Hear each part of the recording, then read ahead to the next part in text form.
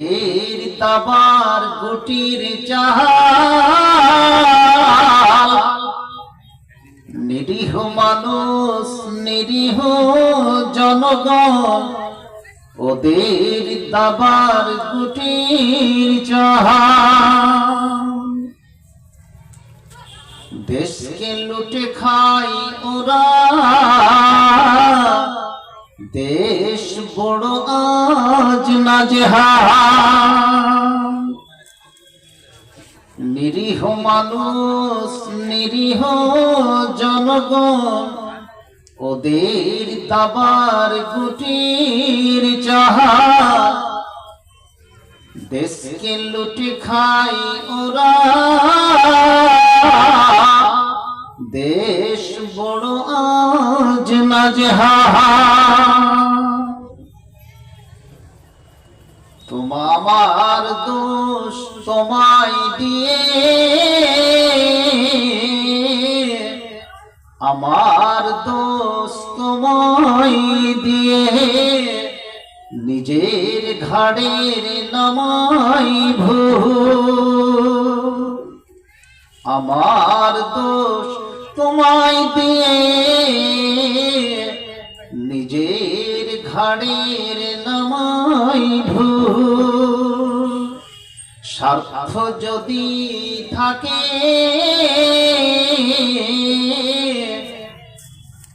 যদি একটু পাই শেখো নিরীহ মানুষ নিরীহ জনগণ ওদের দাবার গুটির চাহা ওদের দাবার গুটির চাহা দেশকে লুটে খায় তারা দেশ বড় আজ নাজেহাল দেশ বড় আজ নাজেহাল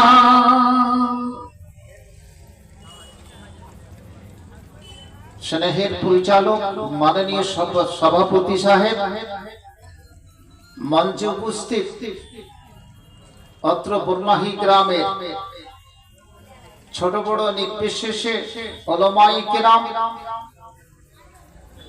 আজকের আয়োজিত প্রোগ্রামে তথা বর্মাহী জামে মসজিদের উন্নতি কল্পে একটি বাৎসরিক আলোচনা সভা যে আলোচনা সভার সূত্রপাত সন্ধ্যা থেকে নিয়ে এ পর্যন্ত ঘড়ির কাঁটা যেখানেই পৌঁছুক না কেন কোরআন এবং হাদিসের আলোচনা চলতে আছে এবং আমরা আন্তরিকতার সঙ্গে বসে সেই আলোচনা শুনছি সকলে একবার অন্তর থেকে পড়ি আলহামদুলিল্লাহ তারপরে তার শেষ নবী মরুর দুলাল জনাবে হযরত মুহাম্মদ সাল্লাল্লাহু আলাইহি ওয়াসাল্লামের প্রতি হাজারো দুরূদ ও সালাম বর্ষিত হোক আল্লাহুম্মা সাল্লি আলাইহি ওয়া আল্লাহুম্মা বারিক আলাইহি প্রিয় ভাইরা আমার আমি আপনাদেরই দেশিরই ছেলে প্রতি বছরের নাই এবারও আমাকে দাওয়াত দেওয়া হয়েছে আপনাদের দাওয়াতে এই দিনহীন গুনাহগার লাব্বাইক বলেছে এবং আল্লাহ এই দাওয়াতকে কবুল করার সঙ্গে সঙ্গে দুটি কিছু কথা শোনার এবং শোনাবার জন্য উপস্থিত করিয়েছেন সেই দিক দিয়ে আমি নিজেকে কৃতজ্ঞ বা কৃতজ্ঞতা প্রকাশ করছি আল্লাহর কাছে যে যতক্ষণই আলোচনা হবে না কেন সে আলোচনা মূলে আমরা যেন নিজের জীবনের আত্মসমীক্ষা করে দৈনন্দিন জীবনে যা ঘটনা ঘটেছে যেইটুকুই আমি আমল করছি আর যেইটুকু আমি বাস্তবায়িত করছি আল্লাহ গো আমার করণীয় বা কৃতকর্মের আসল জিনিসগুলোকে আল্লাহ তুমি কবুল করে নাও সকলে পড়ে আমিন এবং যেই সমস্ত জায়গাগুলোতে গুনাহ খাতা করেছি জেনে করি আর না জেনে করি আল্লাহ গো দিনহীন গুনাহগার আমরা অবুঝ বান্দা আমাদের সেই সমস্ত জিনিসগুলোকে তুমি ক্ষমা করে দিও সকলে পড়ে আমিন প্রিয় ভাইরা আমার এই পৃথিবী শুরু হয়েছে এই কোরআন দ্বারা আর পৃথিবী কিন্তু শেষ হবে ইকরা দ্বারা। আমি পবিত্র কালাম পাকের মধ্য থেকে একটি আয়াত পাঠ করেছি, তার পাশাপাশি আরেকটি আয়াতের একটা টুকরো পাঠ করেছি, কিন্তু আমি কোনো হাদিস পাঠ করিনি। এই আয়াত দুটার ব্যাখ্যা বিভিন্ন হাদিস দিয়ে আমার সংক্ষিপ্ত পরিসরে যেটুকু সময় আমাকে দেওয়া হয়েছে সেই সময়ের মধ্যে আমি শেষ করে দেওয়ার চেষ্টা করব। ওমা তাওফিকি ইল্লা বিল্লাহ ওয়া আলাইহি তাওয়াক্কালতু ওয়া ইলাইহি উনীব। প্রিয় ভাইরা আমার, প্রথমে ইকরা দ্বারা পৃথিবীর মানুষের জীবনটা হচ্ছে, ইকরা শব্দের অর্থ পড়া, ইকরা মানে পড়া। এই পড়া দ্বারা প্রথম জীবন কিন্তু প্রত্যেকটা মানুষের কিন্তু শুরু হয়েছে, আবার কিয়ামতের প্রাঙ্গণে কিন্তু ইকরা দ্বারাই শেষ হবে। কথাটা কিন্তু সাংঘাতিক কথা, খুব গুরুত্বপূর্ণ কথা। ইকরা, আমি কিন্তু কিয়ামতের আয়াতটা পাঠ করেছি, যেদিন প্রত্যেকটা মানুষকে বলবে এরকম আমল নামা যখন দিয়ে দেওয়া হবে হাতে, তখন বলবে ইকরা পড়ে দেখো তোমার জীবনের রেজিস্টার। তুমি যতদিন বেঁচেছো, 30 বছর, 40 বছর, 50, 60, 70 বছর, এর উপরে নয়, এই সমস্ত জিনিসগুলো একের পর এক একেবারে সিরিয়াল ওয়াইজ বর্তমান ডিজিটাল দুনিয়া অনুসারে সমস্ত জিনিস তোমার কি লিপিবদ্ধ থাকবে। ইকরা, আল্লাহ রাসূল যে গারে হেরাতে যে পুস্তকখানটা পেয়েছিলেন, তখনও তাকে যেই লোকটা, যে ছাত্রটি প্রথমে সাক্ষাৎ হয় হযরতে জিবরিল আলাইহিস সালাতু ওয়াত তাসলিমের সঙ্গে, তখনও তাকে প্রথম সেই শব্দটি বলা হয়েছিল ইকরা। তিনি বলেছিলেন লাস্তু বিকারি, আমি তো পড়তে জানি না। যা হোক, অনেকক্ষণ কিছুক্ষণ কথা বলার পরে আল্লাহর আদেশ, তিনি পড়তে জানবে না কেন? একটা গর্তের ভিতরে একটা ইউনিভার্সিটিতে, যেটাই হচ্ছে প্রথম একাডেমিক কনভেন্ট, প্রথমে কি 5টা আয়াত আমাদেরকে তোহফা দেওয়া হয়েছে। আম সিফাতে সেই সূরাটির আয়াতগুলো আমাদের ছোট ছোট বাচ্চা, শিশু, মেয়েরা পড়ে। এই মসজিদে বিভিন্ন জায়গায় মাকতবের মাওলানা আমাদের পাশে বসে আছেন, জি, উনি শিক্ষা দেন, আমরা শিক্ষা দিই। তাহলে প্রথম কথা হলো যে ইকরা দ্বারা কি মানুষের জীবন শুরু হয়েছে, আর ইকরা দ্বারা মানুষের শেষ হয়ে যাবে। তাহলে পার নেই। প্রিয় ভাইরা আমার, যতই ওয়াজ শুনি, আর যতই কিছু ঘোরাফেরা করি, আর যতই প্লাস্টিকের ব্রেন নিয়ে ঘোরাফেরা করি না কেন, কিন্তু আমাকে পড়তেই হবে। না হলে কিয়ামতের প্রাঙ্গণে যে আমলনামা আমাদেরকে দেওয়া হবে, সে আমলনামায় কিন্তু আমরা সঠিকভাবে সেখানে করে পাস হতে পারবো না। প্রিয় ভাইরা আমার, যা হোক, খুব গুরুত্বপূর্ণ আলোচনা এবং সংক্ষিপ্ত এবং বিভিন্ন, আজকে আলোচনাটা বিক্ষিপ্ত আকারে কিছু কিছু প্রশ্নের আকারে আপনাদের কাছে আলোচনা করে আমি শেষ করতে চাইছি। প্রিয় ভাইরা আমার, মানুষকে আল্লাহ তাআলা পৃথিবীতে অনর্থক সৃষ্টি করেনি। পৃথিবীতে হাজারো হাজার জীবজন্তু আছে। আফ্রিকার জঙ্গলে ডিসকভারি চ্যানেল খুললে কত রকমের জীবজন্তু আছে, সৃষ্টি করেছে, এটা তো আমরা দেখতে পাচ্ছি। কিন্তু সমুদ্রের মাঝে এতগুলো জীবজন্তু আছে, তার কোনো খবর নেই। আল্লাহ তাআলা অনর্থক কেন সৃষ্টি করেনি? সমস্ত জিনিসের হিসাব হবে, একমাত্র হযরতে দোপায়া ইনসানেরই হিসাব হবে, কাউরি হবে না। যারা জালসায় এসেছে, যারা জালসায় ডেলিগেট খেয়েছে, যারা জালসায় ডেলিগেট খায়নি, যারা কিছু শোনার জন্য এসেছে, প্রত্যেকেরই হিসাব হবে। যারা এখানে আসেনি, তারা সহযোগিতা করেছে, তাকেও হিসাব দিতে হবে। প্রিয় ভাইরা আমার, অনর্থক কেন সৃষ্টি করেনি? আজকে একজন মানুষ যদি ফুটপাতেও থাকে, ফুটপাতে ঘুরে বেড়াচ্ছে যাযাবর, যার কোনো ঠিকানা নেই, কোথায় থাকবে সকাল সন্ধ্যা, আপনি পকেট থেকে 2টা পয়সা দিলে তারা খেতে পায়। বিভিন্ন দোকানে, বিভিন্ন জায়গায় কত মায়া মমতা। যে অবস্থাটা ছিল আফ্রিকার এক যুগের, সেই মানুষগুলোকে ইংল্যান্ড, আমেরিকা, সেই আফ্রিকার মাটি থেকে সেই সমস্ত আদিবাসীগুলোকে আফ্রিকার যুগ যুগ ধরে তাদেরকে সমুদ্রের মাঝে ভাসিয়ে দিয়েছে, তাদেরকে সমুদ্রের মাঝ থেকে সেখান থেকে কাতাল করে দিয়েছে। এক একটা প্রজন্মকে তারা শেষ করেছে, ইতিহাস তাদের সাক্ষী। কিন্তু আমরা তো কোনো বই পড়ি না, আমরা কোনো কিতাব পড়ি না। হে মুসলিম, তোমাকে তার হিসাব কিন্তু রগে রগে দিতে হবে। তোমাকে এমন কোন রামায়ণ মহাভারতের ছাত্র করে বর্ণাহীর মাটিতে তোমাকে পাঠানো হয়নি। মসজিদ তৈরি করতে কে বলেছে টাইলস দিয়ে? কে তৈরি করেছে এত বড় মসজিদ? সেই মসজিদে যদি নামাজ না হয় সেই মসজিদ করে কিছু লাভ নেই। মসজিদ তো দেওয়ার পরে রেজিস্ট্রি করে নিয়ে ঘুরিয়ে নিচ্ছে, নিজের নামে কি দখল করে নিচ্ছে। এক ধরনের এক মুসলিম। প্রিয় ভাইরা, আমি বলতে চাইছি কোন মানুষকে অনর্থক ভাবে পৃথিবীর মাঝে কি পাঠায়নি। প্রত্যেকের মানুষ, বাবা হোক, মা হোক, ছেলে হোক, সন্তান হোক, সবারই কিন্তু হিসাব আমাদেরকে দিতে হবে। কেন অর্থক কি? এটা গরিব মানুষ খেতে পায় না, ঠিক আছে আমি দিচ্ছি, কিন্তু প্রত্যেকটা মানুষের পিছনে মেডিকেল সায়েন্স বলছে যে প্রত্যেক দিন 18 লক্ষ টাকা আল্লাহ তাআলা খরচ করে। কত টাকা? কি করে? একটা শুধু আপনাদেরকে বলছি, 18 লক্ষ টাকা কি করে খরচ করছে।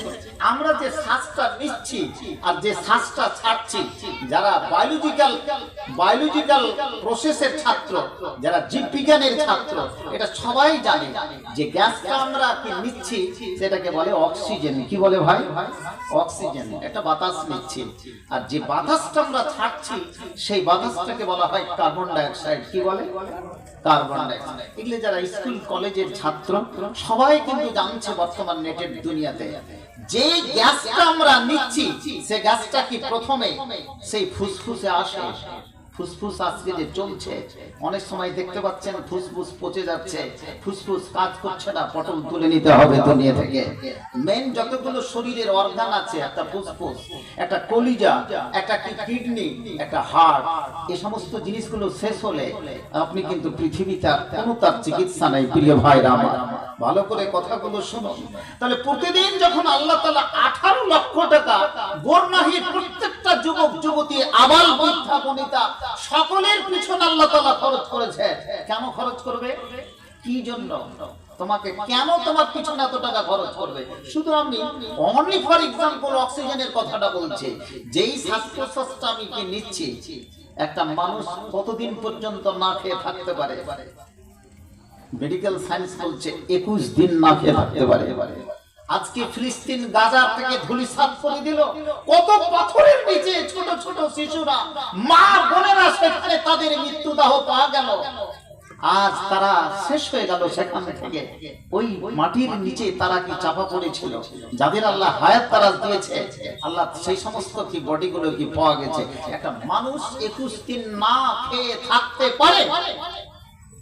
পানি কদিন না খেলে থাকতে পারবে? মেডিকেল সায়েন্স বলছে 3 ডেজ, 3 দিন না খেয়ে থাকতে পারবে। একটা মানুষ যদি শ্বাস, এই যে আমি শ্বাসটা নিচ্ছি, শ্বাসটা যদি বন্ধ করে দিই, বলছে মেডিকেল সায়েন্স একটা মানুষ 3 মিনিট পর্যন্ত থাকবে। 4 মিনিটের বেলাতে কিন্তু পটলকে তুলতে হবে পৃথিবী থেকে। তাহলে যেই অক্সিজেনটা আমার ফুসফুসের ভিতরে যাচ্ছে, প্রিয় ভাইরা আমার, এই ফুসফুসে মিনিটে 7 থেকে 8 লিটার অক্সিজেন যাচ্ছে। কত লিটার বললাম? 7 থেকে 8 লিটার যদি অক্সিজেন ফুসফুসে যায়, তাহলে প্রতিদিন অক্সিজেন 24 ঘন্টায় 25 থেকে 30,000 লিটার অক্সিজেন যাচ্ছে। এবং আমার ফুসফুসে যে জালি আছে সেটা কিন্তু সেখানে করে পিওর করে, সেখান থেকে সমস্ত অক্সিজেন 25 থেকে 30,000 লিটারের অক্সিজেন মধ্যে মাত্র 550 লিটার অক্সিজেন নিয়ে আপনাকে আমাকে কি বাঁচিয়ে রেখেছে, সমস্তগুলোকে বের করে দেয়। বলুন আল্লাহু আকবার। এগুলো কে জানবে? ভিতরে এতগুলো কাজ করছে আল্লাহ তাআলা, এতগুলো জিনিস আল্লাহ তাআলা কি বাঁচিয়ে রেখেছে। ওই যে 25 থেকে 30,000 লিটার অক্সিজেন, ওটাকে যদি সিলিন্ডারাইজ করা হয়, মেডিকেল সায়েন্স বলছে সেই অক্সিজেনের দাম হচ্ছে কি 18 লক্ষ টাকা। নারে তাকবীর। তাহলে 18 লক্ষ টাকা প্রতিদিন আল্লাহ তাআলা প্রত্যেকটা মানুষের, যুবক যুবতীর পিছনে ঝুলে রেখেছে, বিনা পয়সায়, কোনো কিছু নাই। সেদিন সৌদি থেকে একটা আমি বুলেটিন দেখলাম, এক মানুষ কিছুক্ষণের জন্য বেচারা হার্ট ব্লক হয়ে গেল, এবারে অক্সিজেন নেওয়ার জন্য সেখানে করে গেছে, তার 2000 টাকা রিয়াল পড়লো, বেঁচে গেল কোন রকম। তারপরে কাঁদছে। ডাক্তার বলছে আপনি কাঁদছেন কেন?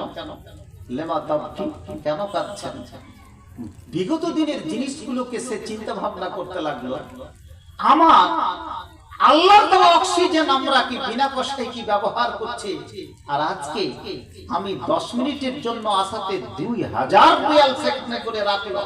ডাক্তার বলছে আপনি কাঁদিয়েন না, এই বিলটা আমি পেড করে দেব। বলছে কি যে মা, এই বিল আমার শতবার দেওয়ার মতো আমার কি শক্তি আছে? আমি ভাবছি কি বিগত দিনের কথাগুলো, আল্লাহর এতগুলো কি নিয়ামত আমি ভোগ করছি বটে, কিন্তু এই নিয়ামতের আমি শুকরিয়া আদা করতে পারলাম না। আজকে 10 মিনিটের জন্য আমাকে 2000 রিয়াল দিতে হলো। আল্লাহর দেওয়া অক্সিজেন কি ব্যবহার করতে আমাকে কোনো পয়সা দিতে নেই। আহা, আল্লাহর সৃষ্টি জীবের ক্ষেত্রে। প্রিয় ভাইরা, কথা প্রসঙ্গে বক্তৃতার ভূমিকা আরেকটা কথা বলি। একজন আমাদের নবী ছিলেন হযরতে সুলাইমান আলাইহিস সালাতু তাসলিম।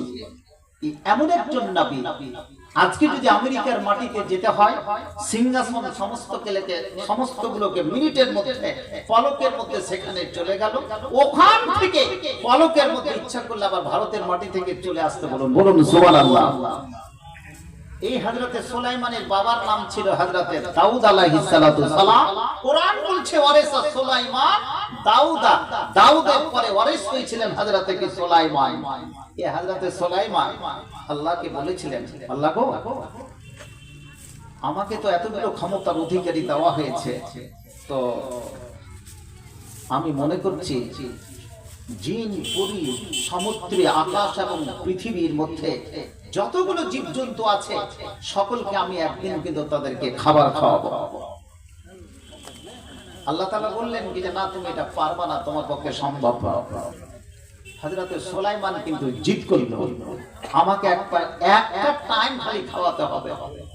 বিস্তারিত কথা ভালো করে কান খুলে শুনবেন। 6 মাস ধরে খাবার রান্না হলো, আর এখান থেকে 50 কিলোমিটার, তার মানে ধরে নেন কি মালদা পর্যন্ত এই খাবার বিস্তৃত অবস্থায় কি পড়ে থাকলো। 6 মাস পরে সমুদ্র থেকে একটি বোয়াল মাছ এসে সম্পূর্ণ যা 6 মাস ধরে খাবার তৈরি করেছিলেন হযরতে সুলাইমান, সমস্ত খাবার একটা লোকমাই কি খেয়ে ফেললো। বলুন সুবহানাল্লাহ। এবারে তখন হা করে আছে, মাছকে বলছে রে তুই কেন হা করে আছিস? বলছে নবী, আমি তো একটাই লোকমা পেলাম, আরো কি প্রয়োজন আছে? হ্যাঁ প্রয়োজন আছে, মানে আমি প্রত্যেকদিন 70,000 লোকমা এরকম করে খাই। হযরতে সুলাইমান সাজদায় পড়ে গেলেন, ক্ষমা প্রার্থী, ক্ষমা চেয়ে নিলেন। এই কথাটা আমার বক্তৃতার সাথে লিংক অবশ্যই আছে আমার ভূমিকা, কিন্তু এই রেওয়ায়তটা আমরা যখন ছাত্র জীবনে 5-6 এর ছাত্র, তখন আমি কিন্তু রেওয়ায়ত শুনেছি কোন মৌলভী সাহেবের মুখে, এখনো বক্তৃতার যুগে কাউরের মুখে শুনছি, কিন্তু এই রেওয়ায়তের কোনো হাদিস নেই। মিথ্যা একটা অপবাদ হযরতে সুলাইমানের উপরে খতিব যতগুলো বক্তা আছে এই সমস্ত বক্তৃতা দিয়ে পয়সা হাজার হাজার টাকা মানুষের পকেট থেকে নিয়ে যায়। এটা হতে পারে? হযরতে সুলাইমান আমার মতো রাম ছাগল নাকি আল্লাহর সঙ্গে জিদ করবে, তো আমাকে খাওয়াবার তুমি দায়িত্ব দাও। রিজিকের মালিক কে? কে? আল্লাহ তাআলা। হযরতে সুলাইমান নয়। এরকম বাকবিতণ্ডা হযরতে সুলাইমানের সাথে আল্লাহর হতে পারে না। এই সমস্ত ওয়াকিয়াত, এই কিতাবগুলো আমরাও দেখেছি, আমার বাবার যুগে বাবাকে পড়তে দেখেছি। বইখানটা এখনো আছে, এত বড় বইখানটা, কাসাসুল আম্বিয়া উর্দু ফারসিতে লেখা। এখানে করে ওয়াহিয়াত কিছু খণ্ড, ওয়াহিয়াত কিছু ভাষা লেখা আছে। দেওবান থেকে সেটা কিন্তু ছাপা। সমস্ত সেই সমস্ত ঘটনার কোনো অস্তিত্ব নেই, কোনো এক্সিস্টেন্স নেই, কিন্তু এই সমস্ত ঘটনা বক্তারা কি বলে বলে মানুষের চোখের জল কিন্তু বের করে দেয়। ঠিক বলছে না বেটি? প্রিয় ভাইরা, তাহলে আপনি যদি সত্যিকারে একজন মুমিন হন, তাহলে মুমিন কিরকম হতে হবে? একটা হাদিস শুনে রাখুন, বুখারী শরীফের হাদিস, বক্তৃতা একবারে শেষের মধ্যে গিয়ে নিয়ে যাচ্ছি। মুমিন কিরকম হবে সংজ্ঞা অনেকে দিয়েছে, তবে একটা হাদিস দিয়ে আপনাকে সংজ্ঞা দিচ্ছি। বুখারী সম্ভবত 6308 নম্বর হাদিস, সে হাদিসটা আপনাদের কাছে আমি বর্ণনা করতে চাইছি। আম্মাল মুমিন, মুমিন কারা? সবাই কান খুলে কথাটি শুনো। আম্মাল মুমিন ফায়ারা যুনুবাহু কান্নাহু কায়দুন তাহতা জাবাল।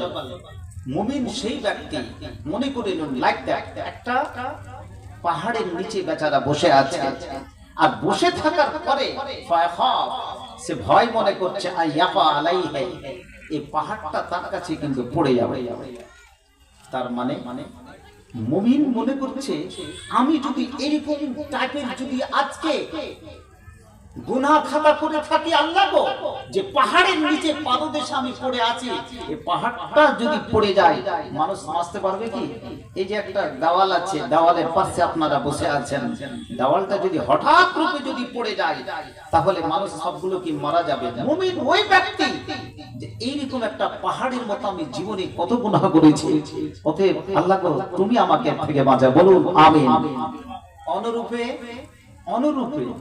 বিপরীত একটা হাদিসের টুকরো বর্ণনা করছে, ও আম্মাল ফাজির, যারা পাপিষ্ট, যারা মুনাফিক, যারা বেঈমান, যারা শয়তান, ইয়ারা, উদাহরণ দিচ্ছেন ১৫০০ বছর আগে আল্লাহ রাসূল বুখারী শরীফে ইমাম বুখারী বর্ণনা করছেন, ফায়ারা, ও দেখতে পায়, দুনু বাহু, নিজের গুনাহগুলোকে কাযবাবিন মাররা আলা আনফি, যেমন একটা মাছি বা মশা নাকের কাছে যখন আসে তখন ধুত্তরিকা মারি না, একটা মাছিকে ধুত্তরিকা করে মেরে দিলাম, এইভাবে মেরে দিলাম মাছিটাকে, তার মাছিটার কাছে তার কোনো গুরুত্ব নেই, তুমি আমাকে বারবার ডিস্টার্ব করছো। তো যারা বেঈমান, যারা শয়তান, যারা পাপিষ্ট, যারা মুনাফিক, তারা এরকমই মনে করে, কি মনে করে? মাছির মতো সে গুনাহগুলোকে মনে করে, এর কোনো গুরুত্ব নেই তার কাছে। মুমিন কিন্তু একটা ছোট্ট গুনাহ করলে হিমালয় পাহাড়ের মতো মনে করে, একটা ছোট্ট গুনাহ করলে কি কাঞ্চনজঙ্ঘার মতো, কি পাহাড়ের মতো মনে করে, এবং মনে করে যে এটাই আমার উপরে অবাল হয়ে দাঁড়াবে। প্রিয় ভাইরা, মুমিন কোনোদিন মিথ্যা বলতে পারে না, মুমিন সব সময় সত্য বলে। যে একজন মুমিন মসজিদে কি নামাজ পড়ে, মিথ্যা কথা বলে কি মসজিদে যায়? ভালো করে কথাটি শুনুন, হাদিসের বাক্যটা। মিথ্যা কথা বলে কি মসজিদে যায়? মিথ্যা কথা বলে ঘুষ খেয়ে মসজিদে যায়, বেঈমানি শয়তানি করে মসজিদে আযান দিতে যায়, যে অপরের আল কেটে মসজিদে যায়, অপরের কাছ থেকে ঘুষ খেয়ে কি মসজিদে যায়, জিনা করে কি মসজিদে যায়, ব্যভিচারী করে কি মসজিদে যায়, একে বলা হয়েছে হাদিসের ভাষায় ফাওয়াইলুল লিল মুসাল্লিন। এই সমস্ত মুনাফিকদের জন্য কি রয়েছে? অয়েল নামক কি দোজখ রয়েছে। সাহাবীদের যুগে এই হাদিসটার ব্যাখ্যা করেছিলেন ফাওয়াইলুল লিল মুনাফিকিন, এই সমস্ত এদেরকে মুনাফিক বলে কি আখ্যায়িত করেছে। কেন অয়েল? স্পেশাল একটা জাহান্নাম কিন্তু দেওয়া হবে। যারা জিনা করে মসজিদে যাবে, যারা স্ত্রীকে পেটিয়ে যাবে কি জাহান্নামে, যারা স্ত্রীর কি নাকের মাছি খুলে নিয়ে, নাক মাছি খুলে নিয়ে কি আজকে মসজিদে হাজিরি দিতে যাবে, ঘুষ খেয়ে যাবে, জিনা করে যাবে, বেঈমানি করে যাবে, দালালগিরি করে যাবে, অন্যায়ের পয়সা মসজিদে কি দান করবে, এই সমস্ত লোকের জন্য স্পেশাল জাহান্নাম। জাহান্নামটা কি? অয়েল। কি বললাম? অয়েল।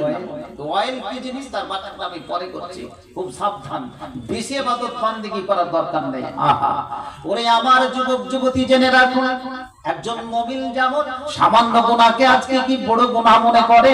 আহা, একটা সামান্য গুনাহ করেছে হিমালয় পাহাড়ের মতো মনে করে না, আজকে কাঞ্চনজঙ্ঘা পাহাড়ের উপরে মনে করে না, ওই পাহাড় থেকে যদি কুত্তা বাজায়, লাফিয়ে উঠে যায়, যেমন মানুষ সেখানে বাঁচতে পারে না, কোন মানুষ যেমন সমুদ্রে পড়ে যায়, সেখানে করে গিয়ে যেমন তার কি জীবন চলে যায়। ওরে যুবক যুবতী জেনে রাখুন, জেনে রাখুন, আজকে আমরা কত গুনাহ খাতা করছি, কিন্তু কোনো ভ্রুক্ষেপ নাই, কোনো কিছু তার কি খেয়াল খাতা নেই।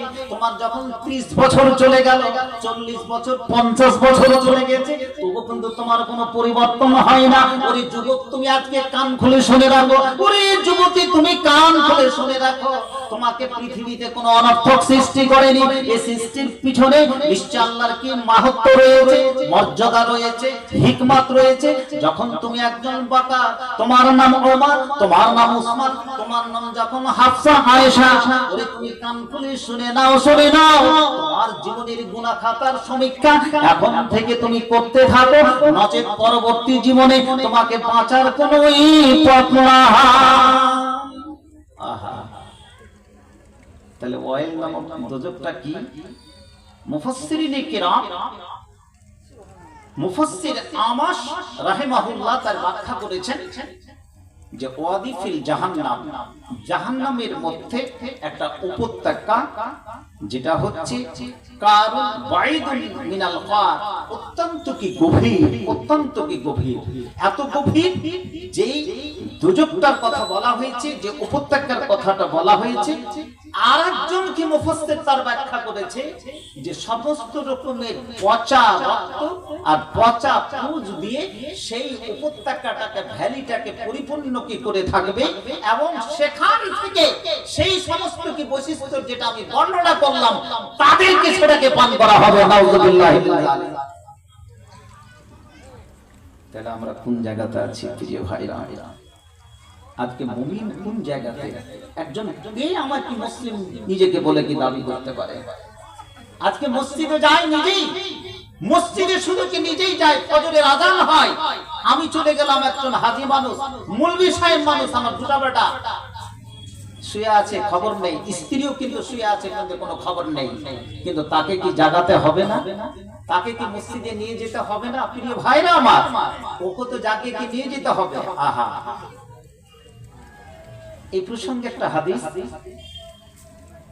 যখন কোন মাইয়িতকে, যখন কোন মৃত ব্যক্তিকে কবরে দেখা হয়, রেখে দেওয়া হবে, এদা উদখিলাল কি মাইয়িত, তখন দুজন ফেরেশতা তাকে নিয়ে এসে তাকে উঠিয়ে বসিয়ে দিবে, তার হিসাব কিতাব শুরু হবে। শুরু হওয়ার সময় ও বলবে, যেমন বিছান থেকে উঠবে, আপনি বিকেল বেলায় যদি উঠেন আর সকাল বেলায় উঠেন, একবার হাদিস বর্ণনা করছে, ফায়াজলিসু, বেচারা উঠে বসবে, ওয়ায়ামসাহু কি আইনাইহি, এবং চোখ দুটো মুছবে। সাধারণত বিছান থেকে উঠলে এইভাবে কি মুছে। হাদিস বলছে একটা মানুষকে যে কোনো সময় কবরে যখন তাকে রেখে দেওয়া হয়, এদা উদখিলাল মাইয়িত, যখন তাকে কি রেখে দেওয়া হয় ওখানে, তখন মুসলাতিশ শামস, হাদিসের টুকরো টুকরো ডট ডট কম করে ইন্দা গুরুবিহা, মাগরিবের সময় তাকে করে দেওয়া হয়। প্রত্যেকটা ব্যক্তি যখনই তাকে কবরে রেখে দেওয়া হবে, রেখে দেওয়ার পরে তাকে কবর, সূর্যটাকে একেবারে মাগরিবের মতো করে দেওয়া হবে, সূর্যটাকে ডুবছে, তোমার দিন শেষ, এরকম করে দেওয়া হবে।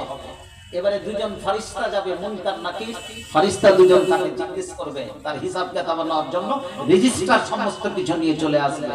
ও তখন বলবে, ওই মৃত ব্যক্তি বলতে, ফাদাউনি উসাল্লি, এই আমাকে ছেড়ে দাও। মৃত ব্যক্তি আজকে কবরে গিয়ে ধমক দিচ্ছে, ওই দুজন ফেরেশতাকে বলবে, হাদিস বলছে জি ভাই, হাদিসটাকে সেইভাবে শুনেন, মৃত্যু ব্যক্তি কিন্তু ধমক দিয়ে বলবে দুজন ফেরেশতাকে, ফাদাউনি, আমাকে ছেড়ে দাও, উসাল্লি, আমি নামাজ পড়ে আসি। কোথায় নামাজ পড়তে যাবে? ওই যে সুন্দর টাইলস ওয়ালা মসজিদ, আমি প্রত্যেকদিন 5 ওয়াক্ত নামাজ পড়তাম, আযান দিতাম, ছেড়ে দাও, আমি নামাজ পড়ে আসবো। আরে তুমি তিনটা প্রশ্নের উত্তর দিয়ে দাও, মা রব্বুকা, মা দীনুকা, মা নবিয়ুকা, উত্তর দিয়ে দাও। আরে এগুলো তোমার রেজিস্টার ছাড়ো, এগুলো প্রশ্নের উত্তর আমার সমস্ত কিছু জানা আছে, বলুন আলহামদুলিল্লাহ। তাহলে বর্ণাহীন যুবক যুবতীরা এই উত্তরটা তো দেবে, ধমক। কারা ধমক দেবে? একজন ফেরেশতাকে ধমক দেওয়ার যোগ্যতা কার থাকবে? আমি মসজিদে গেছি, আমি আজকে কাউকে, আজকে পাড়া প্রতিবেশীর কাউকে জাগাচ্ছি না, গ্রামের বাড়ির কাউকে জাগাচ্ছি না, স্ত্রী নামাজ পড়ে না, আমার দুটো ছেলে কি নামাজ পড়ে না, আমার ভাই পড়ে না, আমার মা পড়ে না, পাড়া প্রতিবেশী কাকা কাকি পড়ে না, তাকে কি আমি ফজরের নামাজের সময় জাগিয়েছি কি? আমি যদি ধমক দিয়ে থাকতে পারি, তাহলে কিয়ামতের প্রাঙ্গণে আপনি যখন কবরে যাবেন, তখন ঠিক সেখানে করে কি আপনি ধমক দিতে পারবেন? বলুন ইনশাআল্লাহ। ওরে আমার যুবক যুবতী, আপনি একাই নামাজ পড়ছেন, ওয়ান ফুসাকুম আহলিকুম নারা, আপনি একাই নামাজ পড়ছেন, ভালো কথা, এটা আপনার কথা হলো। ওরে আমার যুবক যুবতী, জেনে রাখুন, আপনি যেমন মসজিদে যান, ওযু করে আযান হয়েছে, এবারে আপনার বোনটাকে জাগিয়ে দিন, নিজের স্ত্রীকে জাগিয়ে দিন, বলে দিন আজকে কেন এই কথা হবে, আর তাদেরকে মসজিদে নিয়ে যাওয়ার তৌফিক দিয়ে দিন, তাদেরকে নিয়ে যাওয়ার আপনি অনুমতি দিন। আজকে যদি ছেলে ঘুমিয়ে থাকে রে, যেই ছেলে আপনার পেটে খাবার দাবার করে, আপনার সঙ্গে কি আজকে কি সেই খাবারে কি অংশগ্রহণ করে, কিন্তু আপনার কোনো পরিবর্তন নেই, সেই ছেলেকে সঠিক জায়গায় আপনি নিয়ে আসতে পারছেন না, তাহলে এর হুকুম, এর ধমক আপনি যখন পৃথিবীর মাটিতে দিতে পারেন না, তাহলে কবরে ধমক দেওয়ার শক্তি আপনার থাকবে না। যখন আপনার শক্তি থাকবে না, তখন আপনি মনে করে নিন এটাই হচ্ছে আপনার আপনি প্রকৃত মুমিনের পরিচয় নয়, প্রকৃত মুমিনের খাতাতে আপনার নাম থাকবে না, আপনি লিস্টেড হবে না। অতএব আপনি এই ক্ষেত্র থেকে নিজের আত্মসমীক্ষা, নিজের সমস্যা নিজেই সমাধান করে নেন। কবরে নিয়ে যাবে, কবরে নিয়ে যাওয়ার এই কথাটুকু আপনি এখান পর্যন্ত রাখবেন। নেক্সট আরেকটা যেটা কথা, কবরের আগে পর্যন্ত প্রত্যেকটা মানুষকে কবরের সাথে এই খাতিরে নিয়ে যাওয়া হলো। তিন প্রকারের মানুষ আল্লাহ রাসূল বলছেন, তিন প্রকারের মানুষ যে কোনো সময় সংবাদ গুনাহের যুবক যুবতীদের জন্য তারা জান্নাতে যাবে। কত প্রকার? কত প্রকার? তিন প্রকার। কি কি? এরা কিন্তু জান্নাতে যাবে যেই গরিব হোক। এই হাদিসটা আপনাদেরকে শুনিয়ে দিই, যেহেতু কবরে একজনকে আমি প্রবেশ করিয়েছি। তিন প্রকারের লোক জান্নাতে যাবে, তাদের খুশির সংবাদ। তার মধ্যে আমরা কোন প্রকারের মধ্যে পড়ছি? মসজিদ করার লোক, মসজিদ তৈরি করার জন্য আজকে আন্দোলন সংগ্রাম করে 1 মাস ধরে খাটাখাটি করছি, বিভিন্ন জায়গা থেকে মানুষের কাছ থেকে পয়সা নিয়ে আসছি। মসজিদটা খুব সুন্দর করেছেন, দেখতে পেলাম যে মসজিদে আমি নামাজ আদায় করলাম। প্রিয় ভাইরা আমার ধন্যবাদ, অভিনন্দন। জি, সকলকে আমি খুশির সংবাদ দিচ্ছি। তিন প্রকার লোক জান্নাতে যাবেই যাবে। তার মধ্যে এক প্রকার জালিমুন লিনাফসিহি, হাদিসের ভাষায় যে নিজের উপরে অত্যাচার করেছে। কেমন? বিড়ি সিগারেট হুক্কা সব খেয়ে সমস্ত কিছু বডির যত কিছু সবকে পচিয়ে দিয়েছে, লোকটা জান্নাতি নাকি? ওদের সাইদ ভাই ওখানে বসে আছে, জিজ্ঞেস করুন ভাই এটাই যাবে জান্নাত? জালিমুন নাফসিহি, জালিমুন লিনাফসিহির ব্যাখ্যা হচ্ছে কি, ভালো করে শুনবেন। কোন ব্যক্তি মাঝে মধ্যে নামাজ পড়ে, মাঝে মধ্যে ছেড়ে দেয়, খুব গুরুত্বপূর্ণ হাদিস। আপনারা আমরা যেটা করছি প্রত্যেকদিন, মাঝে মধ্যে 5 ওয়াক্ত নামাজের মধ্যে 2 ওয়াক্ত পড়ি, 3 ওয়াক্ত ছেড়ে দিলাম, কিংবা 3 ওয়াক্ত পড়ি, 2 ওয়াক্ত পড়ি না। রোজা মাঝে মধ্যে করি, মাঝে মধ্যে করি না। যাকাত মাঝে মধ্যে দিই, মাঝে মধ্যে করি না। সাদকা খায়রাত মাঝে মধ্যে করি, মাঝে মধ্যে করি না।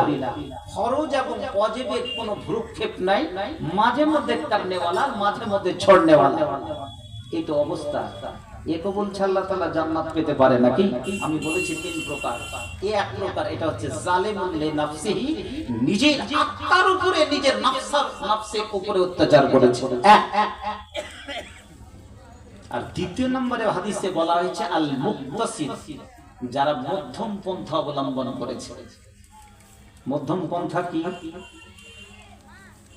যারা ফরজের কাজগুলো শুধু করে, 5 ওয়াক্ত নামাজ পড়ে, ফরজ রোজা 1 মাসের রাখে, যাকাত যেটা সেটা দিয়ে দেয়, কিন্তু যেটা বাইরে আছে, এগুলোর বাইরে যেগুলো আছে, কোন সাদকা করে না, দান খায়রাত করে না, জি বিভিন্ন জিনিস করে না।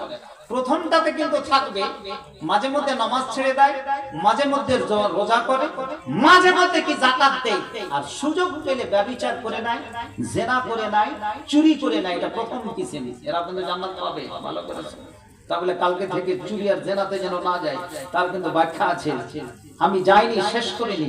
দ্বিতীয় নাম্বারটা কি? যারা মধ্যম পন্থা, কি ফরজ অজেব সমস্ত কিছু করছে, কিন্তু এরা করে কি, যেটা নফলের জিনিস